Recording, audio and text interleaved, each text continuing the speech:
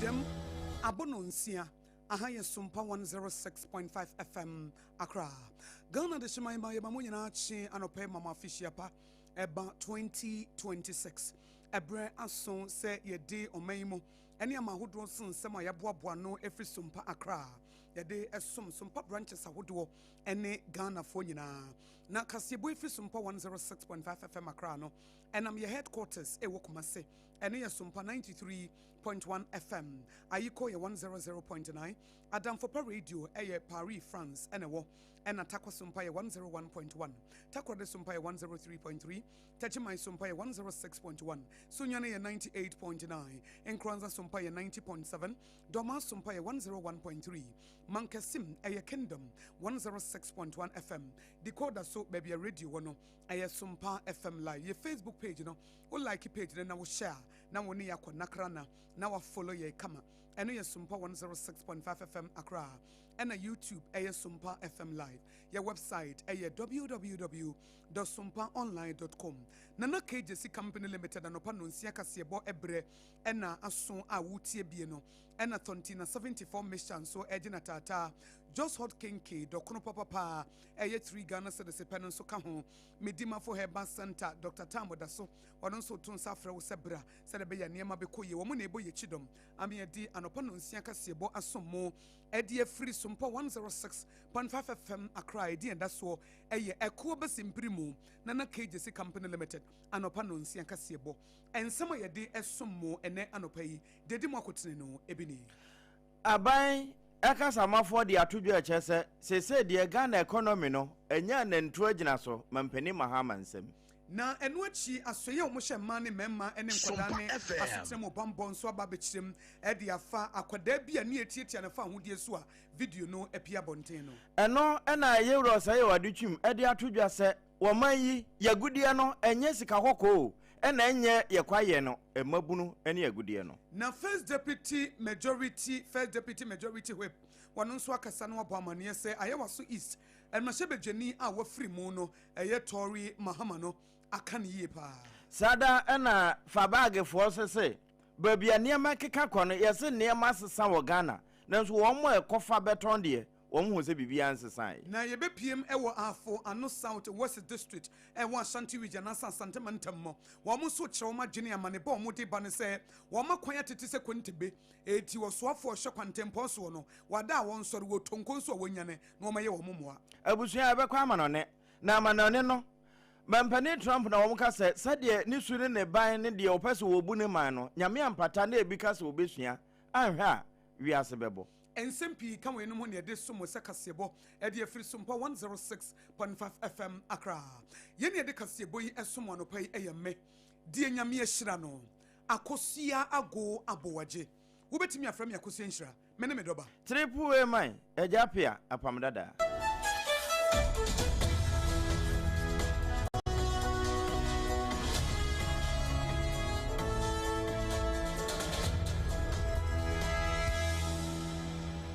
afi ensam ne yenyebre na yentutu ne sire na basa ne nyina mfa ma hu se ne kwatere kwa ete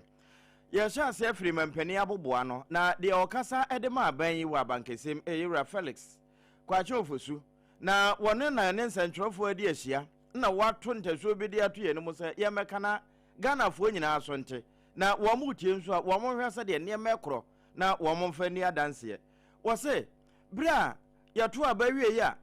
yadi mampani Mahama akofuna ne sha ne nsem a obefa Ghana akonnwa no no kwasem ne na niema ne daye na atete awiewie se amoako ne edu nanso ne nyina mu no wonya kokoduro twa ntoma sui ne kokko na wo pem ya se obetumi ama enema ni adane ampa eni asesa na dane na wo ka we nyina no wo chese won fa ne nkyere ba bia no wo de ba kire inflation. There was a point under the NPP, I think 2023, I think sometime last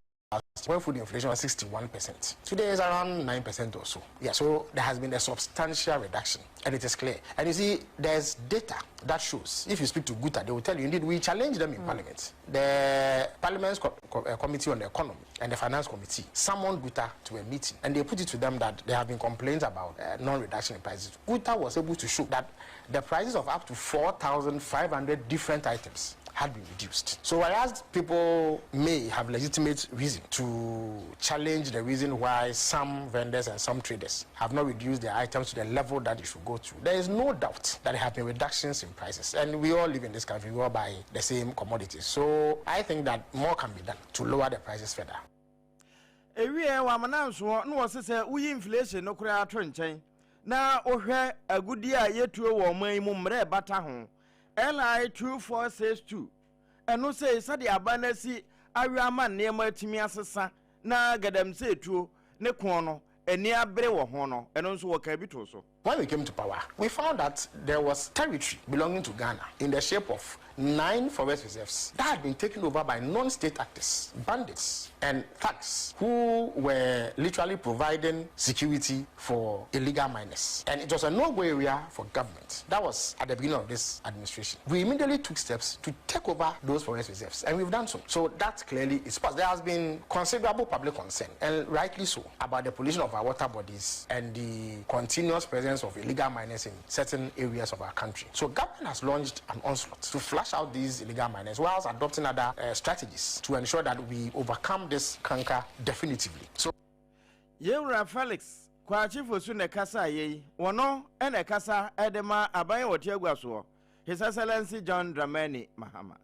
Yeah, can we say a Kuba Simprimo and Opanosia Casiebo and a Wuti SOMPA 106.5 FM Accra, Midima for Heba Center, Ejino Ababa, Bana Just Hot King Kig, so Ejina Tatana Tontina 74 mission, so Ejina Kajina Mukama. Now, yet one some Nasuano. Video be a PA, was social media, Facebook, YouTube, Instagram, TikTok, and Edia den church video bay. Aquada ba you be more bon set, and a mammy and Sanka Bumo El Bruno. We bunu ya na we nso abunu wo munyine kutaba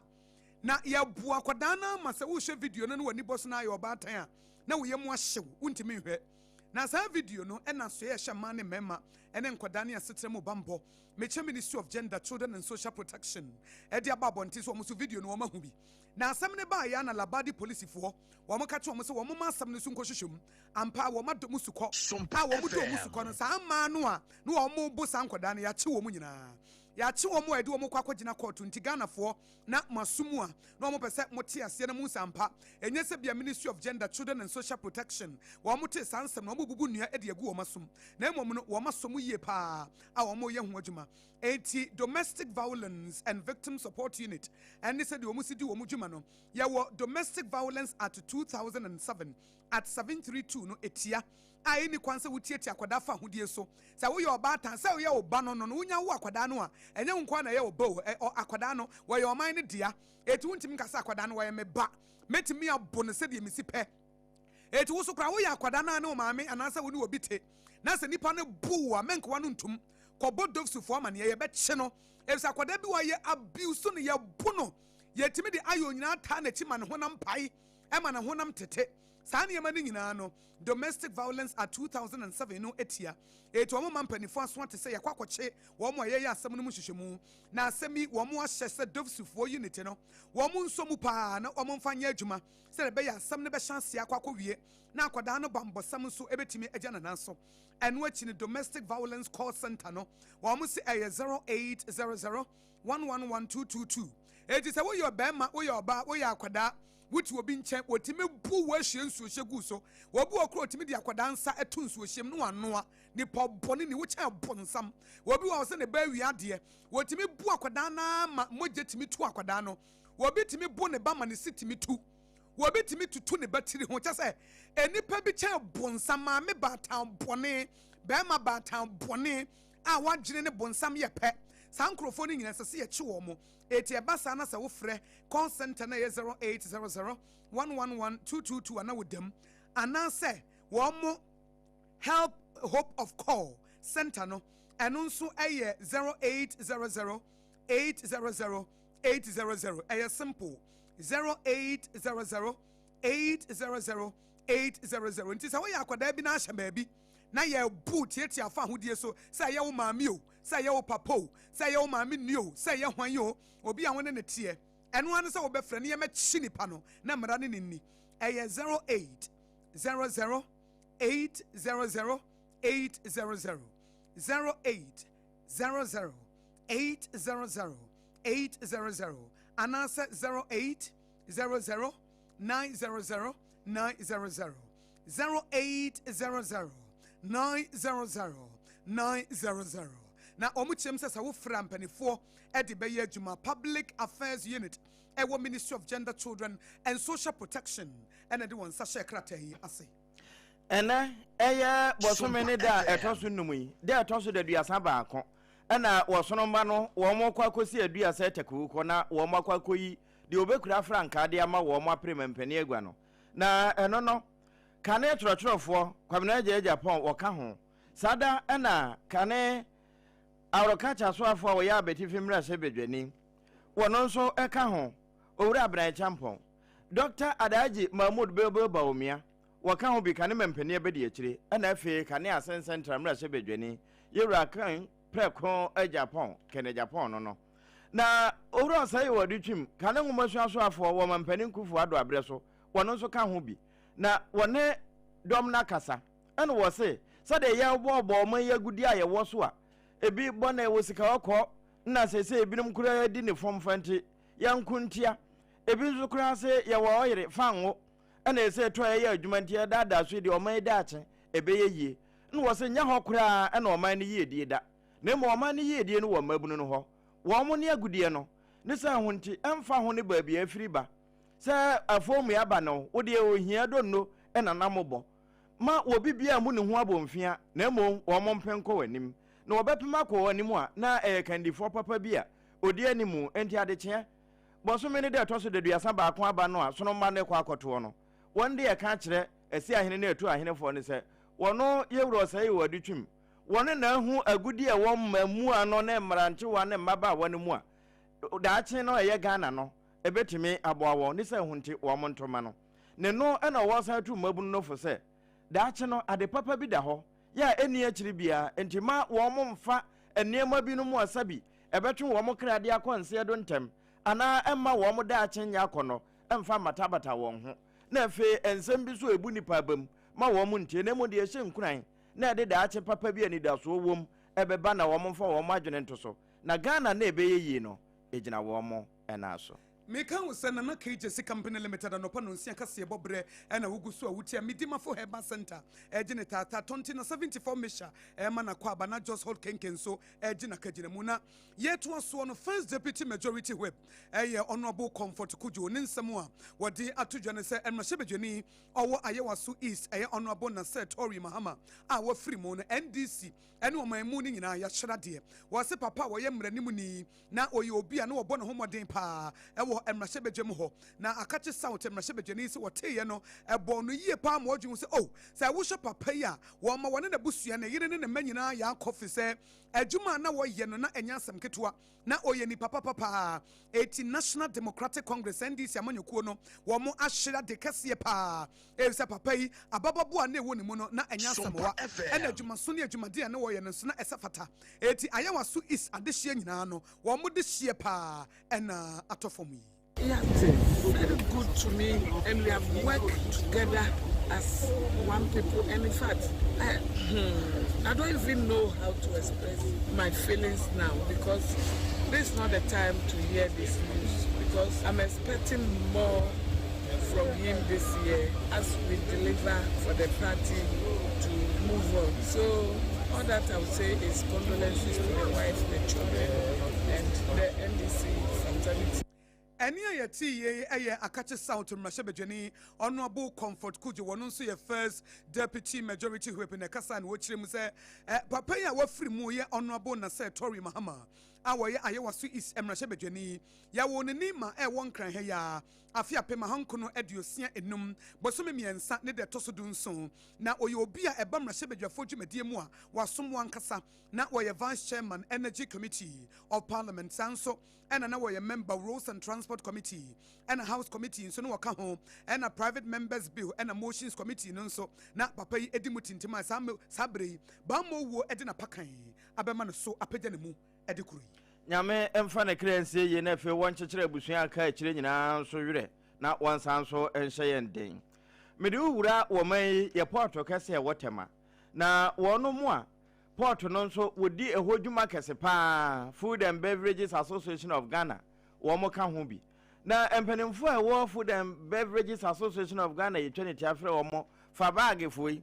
ena wo mo se ba bia ne ma keka kono anhweye wo mo befa wo mo bag na eba na sa nso a anom ne yahodo ne enuane yahodo nso a ebigun tuom nom ne ye ka ho a edu ba bia de dwodwodwo ye mbo no eho bekwa atwe pa de amaye na de ntia wo mo ka we ne se wo mo atete ne nam mframam ebi nso fa wo masom se de airport ho asesa enema de ye na nema ekoye no wo mo se no kura bi anim afi kura na enema anwene ne se pa abo ape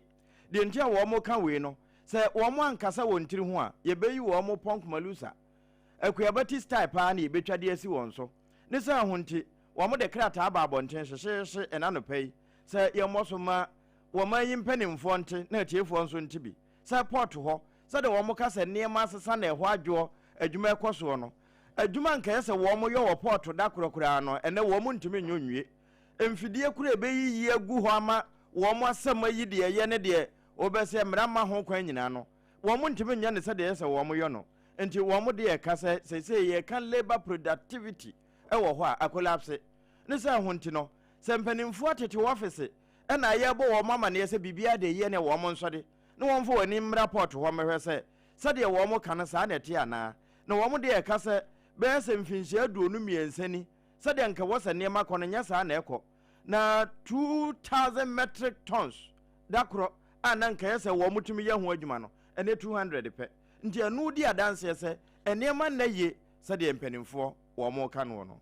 Meka wo se SOMPA 106.5 FM Accra na wutie anopa no nsia kase boy na yadru ahafo anu South West District ewo Ashanti region adehye wo ho se wo yafunu ya wo ya na wo amfekire wo siam ye ehunu na se de plaza betare so na ye wa wujegideje na wo mo kwan a atete se konte bebesi mfensi no wo mo be sempanifo sa ati se de wo wu amena a wo ankasa wo kwa akotomu na yesi afifu from bibia ya foforo wo bi ye hyehye na brabo ye ne enya bia wo bi ye to atwene na wo bi afa brabo pa etu amuso abrabo pa wo mo pene se wo mo kwan no a enye no a ati se de wo wu amena a uduru ho a ye pia wo de wa hyemu no empanifo ntie na wo mo emeye ma wo mo na oru akwa me nkroma a wono nsusu ewo kromo so wo mo ankasa ena keka won sanse pesi kase wo mo de ba be ye kwan na nsu nipa bako na nsantimi nkata nyame ani ena dua kroso ntimi nye kwaye etimpanifo emrem no kwasem ye se yama no ne bedu ha se a sebi na ite sebi be wono sebi se da wokan wuo kwan so ne nam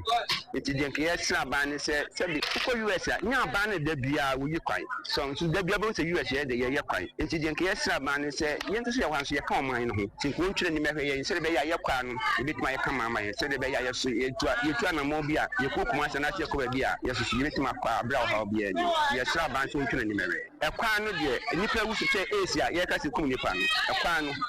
nipa ewu wo kwan so e chen enfanse yare ehunu kra enti ekwan ne de ekuni papa yo so eno ahafo no South West District eno Ashanti region de conference ho ne de ekuni pankasa se wuti se kan kwanhia bi esi ho mo so ene ye yo so ho no a e wa na esi fi se ho de edi ni pem na eno chi na na eye ababi ho a wono nso ye yo so ehene wono nso kasa na ne kasa ye mu no eno si duakro entimi nkwa enye kwaye na nkabomu ne yenti no wobesere sempanifo nyina nkamom yo so adehye e konfensi ho nyina na mampum to nso abantentem yes ebe koso azati sara ye nuse bibinti ene asere doye bibae nyamisha de wonye biama nyamisha no koso anu kan nyina ebo yes eye to bua kakra eso minimum penko and the bush that one year and next year who say ye na a disment here the 50 bus we nana sia ho abebi o yo so hene wono na ekasa ye ya wo bo amane se ye mampumtuo ene nkanko so emra kase bo wutie fi SOMPA 106.5 FM Accra eko ba simprimu nie ye besi ye dan afia hyase bia gisese bio nyansa no de ne kakra nate ena de wo ye ne 2025 no se ye no a ena abekoso aye ena na chese wonya ready so obebobra na aso obebobra no atasase no wasifie dia ɛne ɛkoɔ ba simprimu ɛna ɛsɛ sɛ wode wo ho bɔ no wɔsɛ ɔma Ghanafoɔ nyinaa afihyiapa mo a mofiri UK, US, France, Italy, Spain na mobɛdi buronya no a mobɛtɔ adansie wo nneɛma firi ne nkyɛ fi sɛ na mo sɛ mopɛ sɛ modan no mowie ansa na moakɔ no wɔsɛ wɔdamase na motɔ nneɛma no mohu ne sɛ cement papa bi iron rods papa bi roofing sheet papa bi ɛnadoa papa bi plywood papa bi building wires papa bi ebi wɔ pantan joaben sepase tano so entiri bo ho etimetim fomasa asaman kese wanchi to ase kasoa depo Abidjan kwanta achimoda nyinahini takorade sunyane ɛhɔ ebi wɔ hɔ kasoa papa ase number 1 tachiman nie sunyane nie poku ase nie tantra hill nie kwahyeman nie iron city boshan braman akoteman adade ntam obi bebu sasa akosua ne nkura bobo so ye den a ɛhɔ nyina ɛkɔ ba simpri mu wɔ hɔ ɛhɔ nyina ne branches ɛna me bubo odin no eti wodi ane sɛ wobɛkɔ yɛbɛma free consultation yɛbɛtufo na ne wachi ne nneɛma no wotɔ we de agu kam ne de akwa ma wokwa eti sɛ wo nkrane komase ne mpatam ano afrɛ 020435540 020435540 Nana KJC Company Limited, a Kuaba Simprimo, Yatana Swane, sorry. Midima for Heba Center, Dr. Tamo Daso, Midima for Heba Center, Pokwase Maira, Pokwase Maira, Ebuakwa Kugunie, Midima for Heba Center near Stroke Bejane, Midima for Heba Center, Siciaria, Ebebre no Huase, Diabetes, Ebejane, Midima for Heba Center, Prostate Haunan Sobako, Midima for Heba Center, Hypertension, Bebre no Huase, Yamitumiase, Midima for Heba Center, Kidney failure, and Ebeko, now if a kidney success, Midima for Heba Center, yet the time or two Yarian so. 2026, Yam Fire Nante, 2026, Yani Yaria Tonquantaya Pai, FC Yina, the Yaniatre. Midima for Heba Center. Dr. Tamo da so ye kwakwaje yareshe na ame ye ho atoye. Yani aye krankro ye tu no prekope. Etu wudi ane se pokwase mayira enkran ha na de wani akire ho. Na so wo kuma se dia ebu akwa gogo eho a ene wo. Dr. Tamo da so friend was 0244 774282. Aye 0244 774282 and 05007272215 050 0727215. Dr. Tambo Dasunie, Ayare Sapapanie. Na just hot kenke say,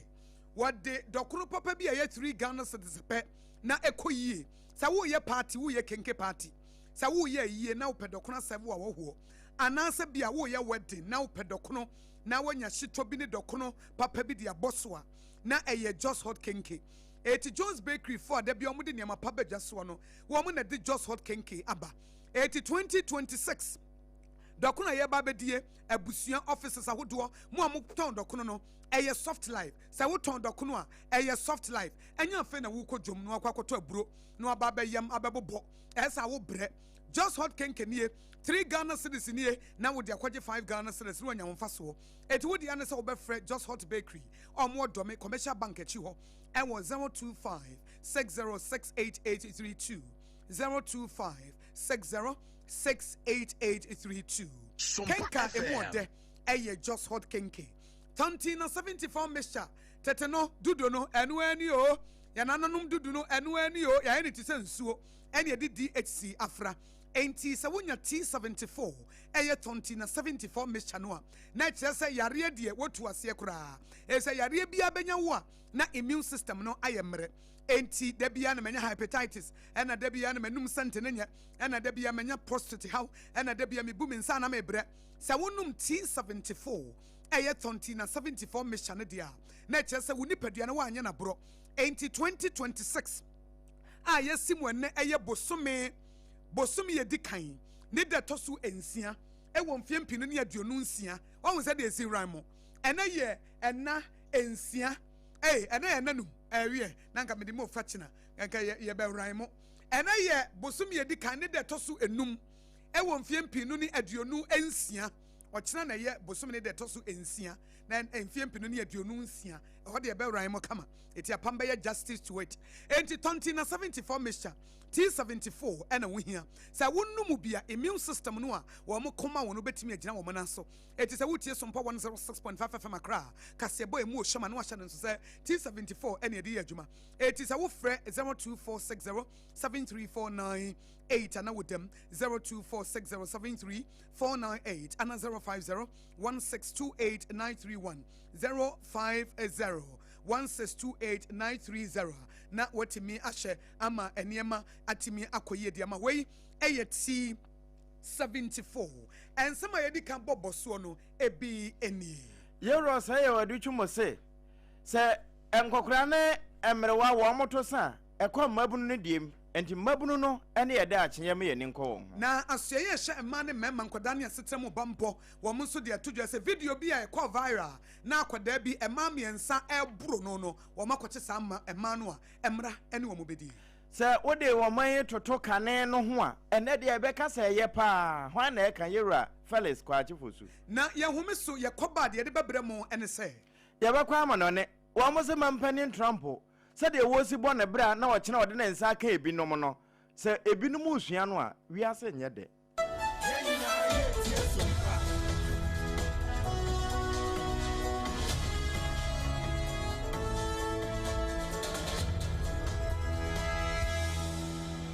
Ewra me pacho bra na me hwa de wo bag yi bra aden ena nso biem time heba me hye ya me ka se yi ba kwin ani wayi me yensen bra sanya time heba me hya esia gyimi ni me fiefo enya de abaako ebeso yen we de udi se ofa ni nyina time heba me hya me ka se me di one dance ya heaven ena de mekwa akopie enti se malaria we draw ne time heba mixture enye enunku o de nanum ato a wontimi ani die no time heba mixture duro no ena ye ma wo oba a wafa afuro de wo ma akwada nofo ene akwada woni mfie dumienu entimi num aduro yi bi se obeto aduro yi bi anoma hwe se wakọ hospital anase lab am ye hu se wo atridie malaria yi bi ansa se o petam heba mixture enu dudu atu a fo ani kire KNG Herbal Center ewo Emrom Abidjan House ana ba akoso wo atonsu Monaco Junction eno echi obenya bi atowo over the counter medicine sellers ene herbal shop dodo na emu Fre 0244 417669 kayo set time no TIME time herbal mixture afi malaria fever bi adani ziba ewo munu betu akọ FDA agi adwade nkratu yi atum tonton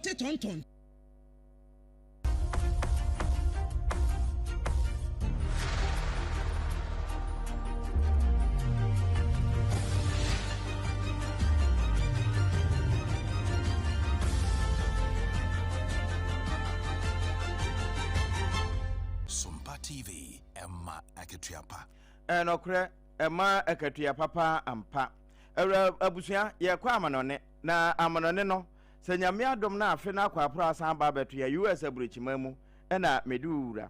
eho ena sesi Venezuela mampani wakwa akodi nsensem ho mampani Trump wakobo no sekusie na ano ewo na pemfiremu etwe won ne yiri nyina de wo mo kokopie mu ho enamso ma Venezuela man no nso aso de se enya de awon betwe e de ama de mampani Trump ka no enti wo mo mampani ebe de akire Dancy Rodriguez wono se yakasa pa se ene se wo ma che wo mampani nyina no man nya moy wo hwe akire na wo hwe nso se wo mo de mampani beba ama enema no wo matoto ne yi na nso ni nyina mu no so wo hwe nkomo ekokọ okoso na enam so ntia mampani Trump de ne nsa akoka mampani Nicholas ya ni nyina ne yese wone Russia fo ekọ na krana na sabi entokwa na ekoso Zelensky ni Putin tem no asa wogusuwa ne wo mu didwa eboaboa manema ekọ breku a nka wo se won kasa kura Putin ho na nso wone wo mobo enti wono nso de ne tamfo pa won tenatena se emma won so nkofa na yonko breku a ye kan no wo beka se ne wo fa ase na ye wo ne se hunti wanya abonukutu edna kwa akwhye New York na nso kosi se won betoto niema na fe wo manya ni papa am wo ba bedi Venezuela man no so no America na ehwe akire na nne bi no mo se eba ne se dia na ye kan ka bia mamuo nyame ampata na se aman panimfu aka mampani mahama mo ne wo mo eka ho se wo mbesua de Trump ye ya ene ewiase nye de na timamufo etimi atenem kwantinti bia kopie kotie kase bono wasi na nsema bubo bi suma mo no honorable Comfort Kujo our first deputy majority whip wakasa na wabo amane se ayewaso isi mashebedwani na Tory Mahama a wafiri mo no NDC ahire adekese pa sansuna mashebedwafo nso omo ahire okunini ne kese sada ena enkutahunde bofo edema aban ya woteso yewura Felix Kwachifosu se wo hwe bra wo mbefa Ghana akonwa ene sesi ya wɔbɛka sɛ ɛyɛ papa.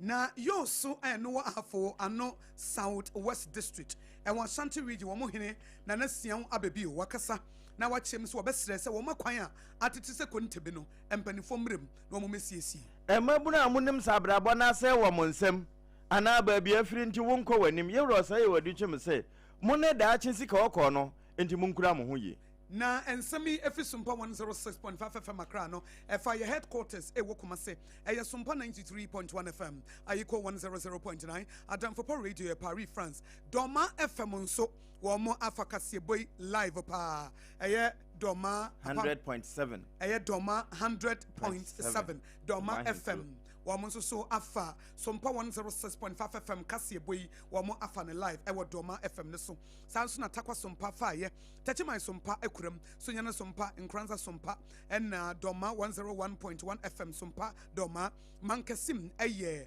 106.1 FM decoder sonso eye SOMPA FM Facebook page eye SOMPA 106.5 FM Accra and YouTube ye SOMPA FM live your website ye www.sompaonline.com nana KJC company limited and upon nsia kase bono no adansie mu niema na kachi na wobenya medima for herba center Dr. Tamada so ede yeresa papa de bro just what kenke dokro papa ede ena wobenya tontina 74 mesha T74 no so wo mo ekuram yene yede kase boy esomwa no pai ayemme